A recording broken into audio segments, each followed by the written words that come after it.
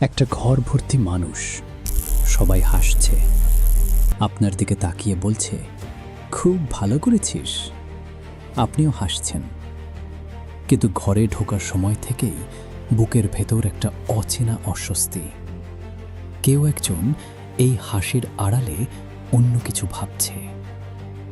এই অনুভূতিটার একটা নাম আছে, আমরা বলি ষষ্ঠ ইন্দ্রিয়, কিন্তু আসলে এটা মনস্তত্ত্ব। আর মনস্তত্ত্ব কখনো মিথ্যা বলে না। মুখোশ পরা মানুষ চেনার সবচেয়ে সহজ জায়গাটা হলো আপনার সাফল্যের মুহূর্ত। শত্রু আপনাকে সরাসরি আঘাত করে, আপনি সেটা দেখতে পান, সামলাতে পারেন। কিন্তু যে মানুষটা আপনার সাফল্যে হাততালি দেয় আর ভেতরে ভেতরে পুড়ে যায়, সে আঘাত করে এমনভাবে যে আপনি বুঝতেই পারেন না কোথা থেকে এলো। লক্ষ্য করবেন, আপনার খবরটা শোনার পরের 2 সেকেন্ড, ঠিক 2 সেকেন্ড, এই সময়টাতেই আসল প্রতিক্রিয়া বেরিয়ে আসে। তারপর মুখোশ পরে নেয় সবাই।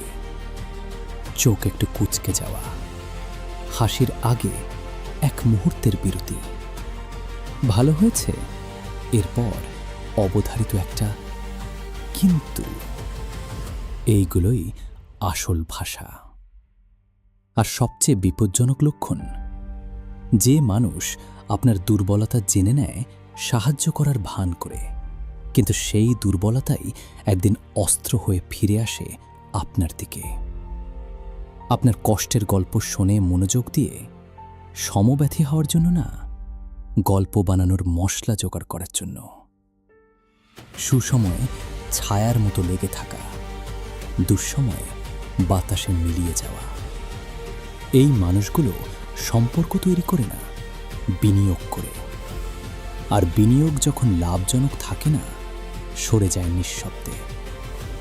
তবে এদের চেনার লক্ষ্য প্রতিশোধ না, লক্ষ্য একটাই, নিজের শান্তি রক্ষা করা।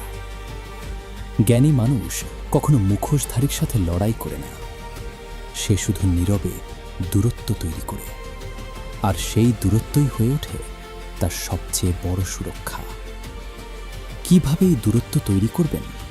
কোনো সরাসরি সংঘাত ছাড়াই, কোনো নাটক ছাড়াই। সেই কৌশল নিয়ে কথা বলবো সিরিজের পরের পর্বে।